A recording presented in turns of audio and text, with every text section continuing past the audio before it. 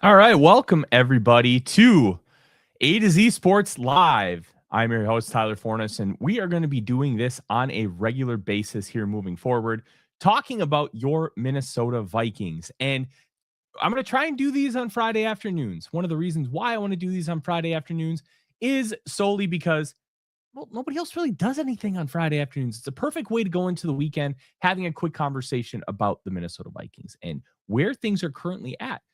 One thing that really has piqued my interest as we kind of go into the final stages of the season is this topic of NFL draft position. And it's something that I've talked about a lot. If you follow me on the Real Forno show, we had a nice little conversation about it last night. And I'm going to continue that today because the idea that you should, once you're eliminated from the playoffs, you should just lose all your games for NFL draft position is kind of conventional wisdom at this point. I think it's a really fascinating idea that you should just automatically lose all your games because I will say on paper, losing all your games makes a ton of sense, right? Because if you end up having the first overall pick, you're going to theoretically get the best player in the draft. Now, it doesn't always work that way. There are so many variables that go into selecting in the NFL draft. But if you pick the first player and you pick theoretically the best player, you have the chance to get anybody you want.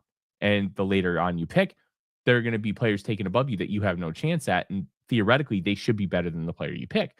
Conventional wisdom, right? But if you end up taking that first overall pick and then you're wrong, well, you're kind of screwed anyways. So losing just to get a higher draft position, it'll give you a better chance of landing a great player, but it doesn't always necessarily work that way. And we've seen it time and time again. The best player from that 2020 NFL draft class is arguably Minnesota Vikings wide receiver Justin Jefferson, taken 22nd overall. When you talk about, just losing once that nothing else matters, well, it also sends a dangerous message to your team. And I think that's a very intriguing element to this whole conversation. So let's kind of start here. If you end up just losing all of your games solely to get a higher draft pick, what does that do for your team moving forward? What does that mean when it comes to having sustainability long term? What does that mean when it comes to team culture?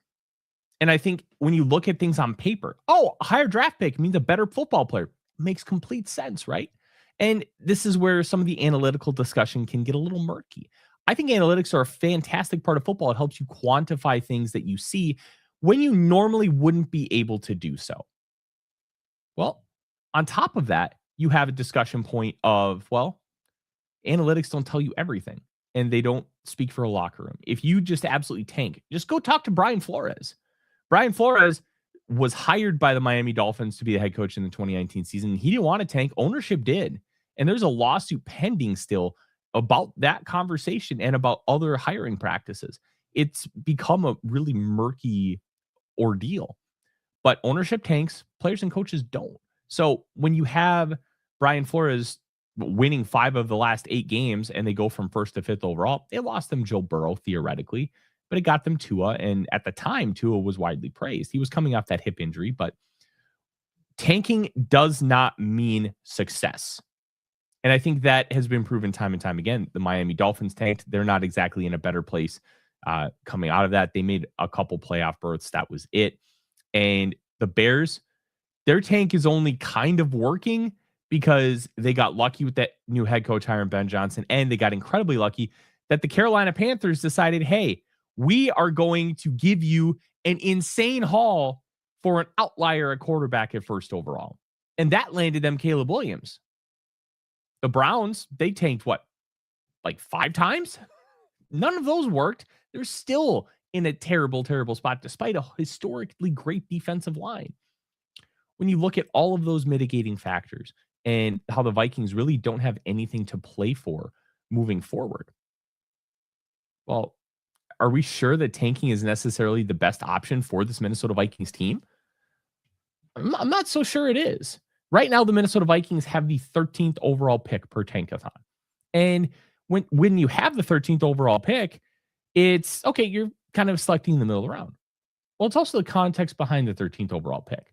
So when you take a look at Tankathon, which is a fantastic resource for this kind of thing, its strength of schedule matters when you have multiple teams tied. When it's one team versus another team, it goes head-to-head record and then strength of schedule. When it comes to multiple teams, head-to-head kind of gets thrown out the window, and it's just the strength of schedule conversation. So with that strength of schedule, the Minnesota Vikings are in a three-way tie with the Miami Dolphins and Kansas City Chiefs, and they have the hardest strength of schedule, meaning that they have the worst pick, because the worse your strength of schedule, the easier it is theoretically to lose those games. Therefore, you are not a worse football team than somebody like the Miami Dolphins, who has a 483 strength of schedule to the Vikings 523. And now the Chiefs have a 520 strength of schedule. They play the Titans this week, and the Vikings play the Giants. There's a good chance that both those teams end up losing, that they don't move at all with their draft position compared to the other. And if the Dolphins lose, well, they could be in the same boat. So losing does not necessarily guarantee you the ability to move up or down the draft board, because the strength of schedule conversation really plays into this whole idea. The Vikings could lose out and still pick 13th or 12th in the NFL draft, and it really doesn't do them any good. What it also can do is really harm your young quarterback. It can harm the culture in your building. Kevin O'Connell right now has coached 65 games for the Minnesota Vikings in the regular season. He is 40-25. The competitive rebuild idea was laughed at by many, especially Vikings fans, who looked at it as a detriment to what this Minnesota Vikings future is going to be. A competitive rebuild? It's kind of oxymoronic, right? The whole idea was, hey, we're going to continue to try to win while revamping the roster, while fixing the salary cap issues. And we can talk about the NFL drafts not being great, which, look, there's plenty to talk about there, and we will have those conversations in time. And when you look at other aspects of the organization, they haven't fallen through completely. This year's free agent crop is going to be maligned consistently. And I think that's a really big factor here. When you have the lack of NFL draft success and you don't develop some of these guys, how much of it is a developmental problem versus an actual selection problem? I think you can have that conversation too, because I don't think it's all in Quasito Pimenta. The buck stops with him. He's the one that ultimately makes that final selection. But if you give the coaching staff a talented player and all of a sudden that coaching staff ends up not even trying to develop them, whose fault is that? Is that Quasito Pimenta's fault? Not necessarily. And I think that's a really big part of this conversation too. The whole idea of the competitive rebuild was they wanted to keep winning. And they were 34-17 in the 3 years of the competitive rebuild. This year, oh my goodness, there were so many issues that arose because of how the Vikings tried to approach the offseason and how much mitigated confidence they had in JJ McCarthy. And they just expected him to be something right away that he wasn't necessarily. And once they kind of got him into a rhythm and saw, okay, this is what we need to do, they kind of mitigated the offense a little bit more against the Washington Commanders and Dallas Cowboys. And guess what? He thrived, and they've kind of figured it out. He got his feet wet.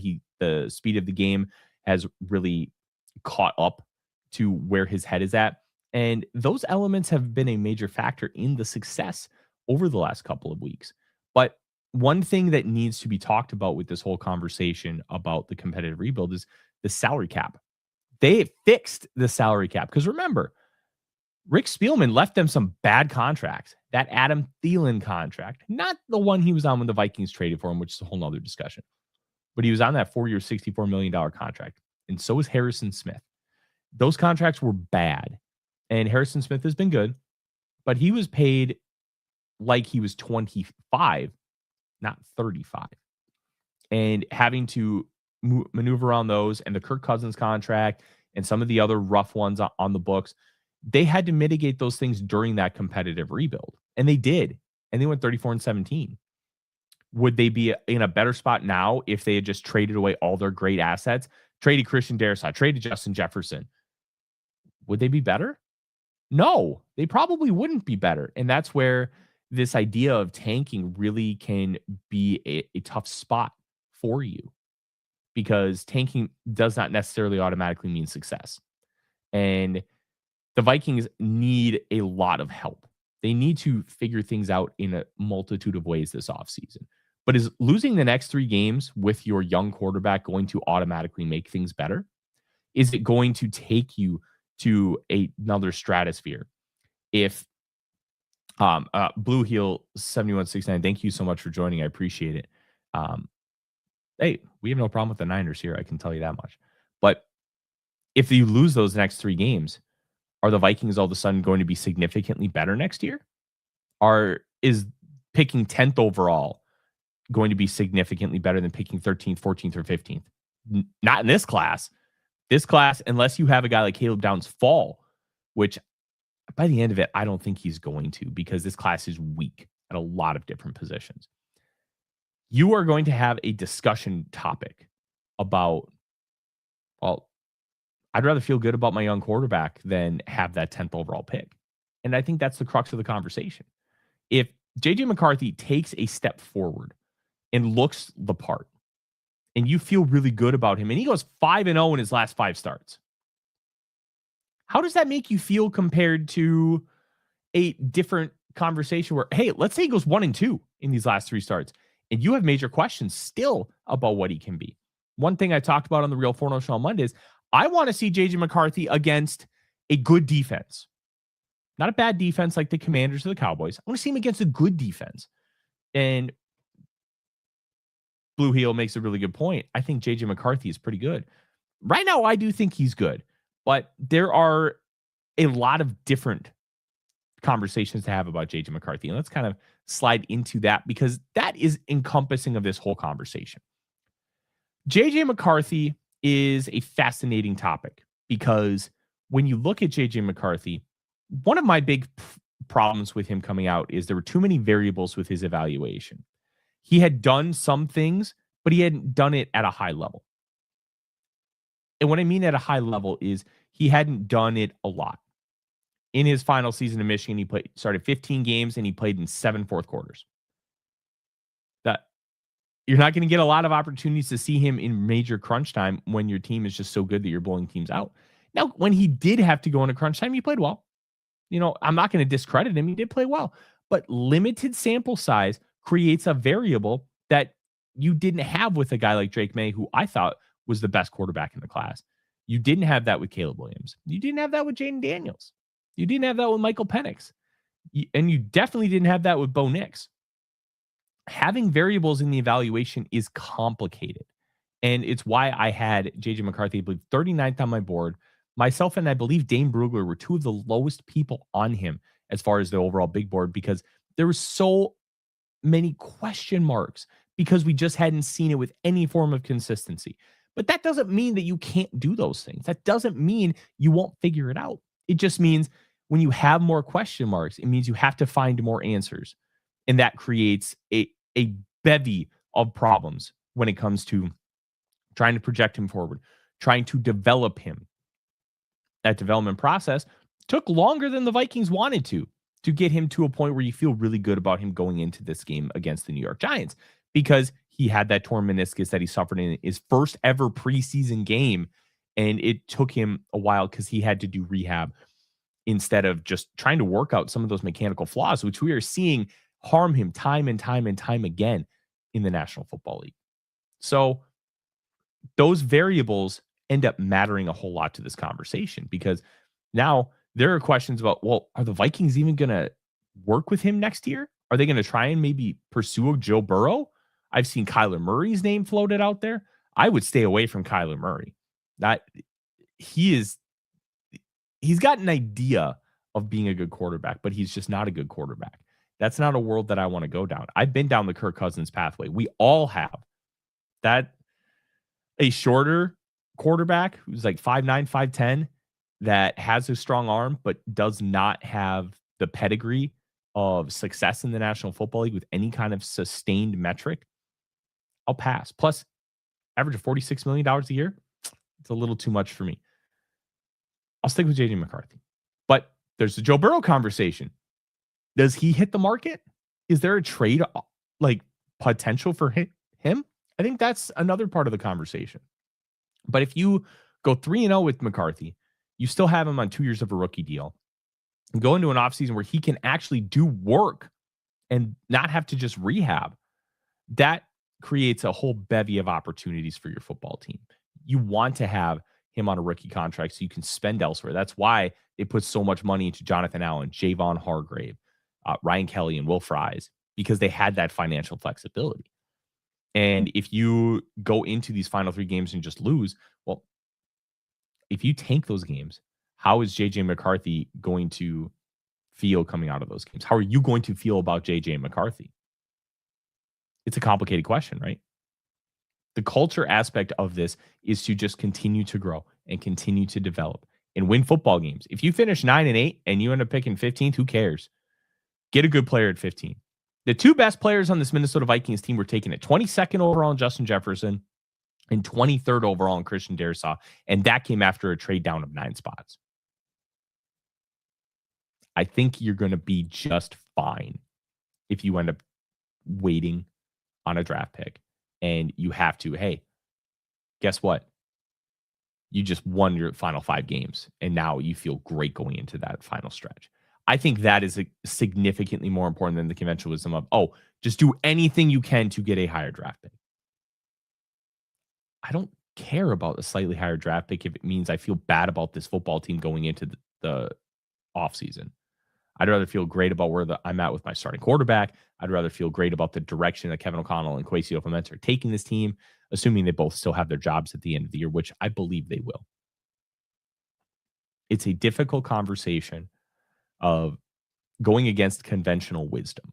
And that conventional wisdom says, well, once you're out, just lose all your games. That conventional wisdom doesn't necessarily take into account what happens in the locker room, how the players feel about the direction of this football team. That could affect free agents. That could affect, hey, maybe I will take a $1 million pay cut because I want to stay here and I don't want to have to move and go to a new team, learn a new scheme and new players and a new locker room. But if you don't have that good culture, maybe they're like, you know what? I just want out of here. This is a toxic place. Having a good culture matters more than a little bit of draft position. And I believe the Vikings feel that way. They've shown that they feel that way when it comes to a lot of different elements of this football team. They've shown that they want to continue looking at things from a positive perspective. They want to continue to win football games even when they don't matter. And I think that's an objectively good thing. And if we're really that worried about pick 10 versus pick 15, man, there are more important things to worry about with this football team than that. Couple more things before we get going. I do want to inform everybody that this video is sponsored by Underdog Fantasy. We have a fantastic partnership with them, and I love personally using Underdog Fantasy. One of the reasons I like using it is because it gives you the opportunity to have a little bit of fun with these games. I love to do higher or lowers. I'm higher on Justin Jefferson's 55.5 receiving yards because I do think that connection with JJ McCarthy gets relatively fixed this weekend. And I'm lower on Jackson Dart's 197.5 passing yards because this team is not allowed a passing touchdown in 5 weeks. And with how they're going to do their simulated pressures and blitz packages, I think Jackson Dart is going to be scrambling and running a lot more than he's going to be throwing on some of these dropbacks, which is going to lower that number. Remember, use promo code A to Z on your first $5 play. You'll get $75 in bonus credits. And now is the perfect time to sign up for one reason. They have the holiday bash going on right now. And there are a lot of great promos out there, including the Josh Allen Gimme promo, which is likely going to be higher or lower than 0.5 passing yards. Yeah. A free pick on your lineup. So use promo code A to Z and join us in the fun. Now let's talk about a couple other things here before we wrap up. This Giants team is an interesting one. If Kayvon Thibodeau doesn't practice today, he's going to be out. That just leaves Abdul Carter and Brian Burns, who are going to be really good pass rushers in their own right. But that doesn't necessarily mean that they're going to be able to get home, because this Vikings offensive line played very, very well against the Cowboys last week. Only 7 pressures on 28 dropbacks. That was a significantly low number for the Vikings. 25% pressure percentage per PFF is awesome. It also didn't allow a single sack. And now sacks are also a quarterback stat. McCarthy was holding the ball way too long.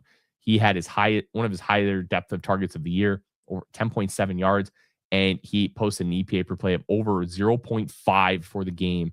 Just a fantastic performance from the young quarterback. But dealing with Brian Burns and Abdul Carter could prove to be a problem, especially because Dexter Lawrence is in the middle. Now, he has not played as well this year as he had in the previous couple, But dealing with all three of those guys at once could be an issue, especially if Christian Darrisaw doesn't play. And that to me is the number one storyline from an on-field perspective with the Vikings outside of JJ McCarthy. What's going on with Darrisaw? Ben Gessling, kudos to him because I've been talking about it for a couple weeks. It's probably just a good idea to shut Christian Darrisaw down. And he just straight up asked, are you considering shutting him down? And they said it's a week-to-week proposition. Kevin O'Connell did his press conference on Wednesday because it's just kind of lingering. And I'm very curious how much of this is mental because so much of coming back from knee injuries is mental. Like, I can trust this. I can believe that this is going to be a thing. I can believe that my knee is going to be just fine. Those elements are a difficult one for the Minnesota Vikings. And I think if Darrisaw is not comfortable with his knee, maybe you just shut him down for the year. It's not worth putting him at risk for next season because next season is going to be more important than right now. This isn't a move where it comes to tanking, but it's about making sure that your players are okay. And everybody's banged up, but there's a level of banged up. If you got bumps and bruises, okay, whatever. But they put Jonathan Grenard on injured reserve and Josh Metellus because they have shoulder injuries, likely labrums, which you can play through, but you just need a little extra support, and it's more of a pain tolerance thing. If you have those guys and put them on injured reserve now, it's because, okay, we understand that we're not going to make the playoffs. Let's not put them through any more agony. Let's just get this stuff taken care of. And I think that's where Darrisaw is right now. I think they need to really do right by him and the future of the franchise. Set him down. Justin School played fine. And here's the thing about School. He's going to give you some rough reps, but he's a replacement level backup left tackle. Give him some help, give him some chips, and he's going to get beat. And JJ McCarthy needs to learn how to live in that world a little bit because not everything's going to be perfect. You're going to miss offensive linemen throughout the course of the year, and he's already dealt with that, but continuing to learn those lessons and learn how to slide up in the pocket. That back shoulder fade to Jalen Naylor on the fourth down where he sensed that there was only pressure coming from his backside, so he kind of moved to his front side and then threw a beautiful ball. Those little lessons, those little things are so good for his development. And doing that this week without Christian Darrisaw and continuing to do that the rest of the year could end up helping his development. Now, you want Darrisaw to play, but figuring out how to get him 100% healthy for next season, I think is paramount more than anything. The other thing I'm going to be really paying attention to, I want to see what Jay Ward does because we did just talk about Josh Metellus being out for the game against the New York Giants, and he's out for the rest of the year with that shoulder injury. Jay Ward, it was a fourth-round pick out of LSU in the 2023 NFL draft, and he's been an okay-ish special teamer, had some honestly pretty rough reps, but some guys just aren't great special teamers. Some guys are great special teamers. That doesn't necessarily mean they can't play on defense or offense. Ward, they tried in the slot last year, thinking, okay, this guy can be our slot cornerback. Well, guess what? He wasn't. He was not a good slot cornerback. And he just kind of got buried on the depth chart, and he became the fifth safety. And this year, he's the fourth safety. But Theo Jackson's been rough. So get Jay Ward in there. Let's see what he can do in a more traditional type role. Maybe that's just what he's best suited for. That doesn't mean he can't be successful every now and then in the slot, but have him as a traditional safety. Let's see what happens. Maybe he can be the replacement for Harrison Smith next year, and you don't have to spend big bucks. We thought the same thing with Theo Jackson replacing Cam Bynum. That didn't work. But we had flashes of brilliance from him, which is why they decided to kind of go that route. They gave him a small extension, which is the same kind of deal that they gave Josh Metellus. It didn't work. You move on. It happens. But now you have 3 games to identify what Jay Ward can do. And if Ward is successful in that role, well, then maybe you have an opportunity to save some money on the salary cap, which there are going to be some issues with this cap that we'll talk about throughout the rest of the next few weeks. But it gives you an opportunity to also have a homegrown player start to succeed. And that will give confidence to the fan base that, hey, we now have another draft pick that is starting to figure it out. We're also going to see Dallas Turner start and play the Jonathan Grenard role. I want to see more of Dallas Turner. He is tied for the team lead with 5.5 sacks. He's been getting pressure. And he really only has the one move right now, which is speed to power. But he's using it really, really well. And he's pushing the tackle back and peeling off and being able to get sacks that way. He's also comfortable dropping into coverage. There's so many elements to his success. And the fact that his baseline of play has spiked so much, I think is going to elevate this Vikings team to a different level. I'm really excited to see what they can do. I'm excited to see how the Vikings can grow and prosper over the next few weeks. But tanking is not a good thing. And I hope that from watching this that you have potentially sided with me over the conventional wisdom, because culture matters a heck of a lot more than a couple of draft spots. I'm Tyler Forness with A to Z Sports. Thank you so much for joining us. We'll be back next week around the same time, and we are going to continue to do this throughout the offseason and into next year. Thank you so much. It's called Vikings.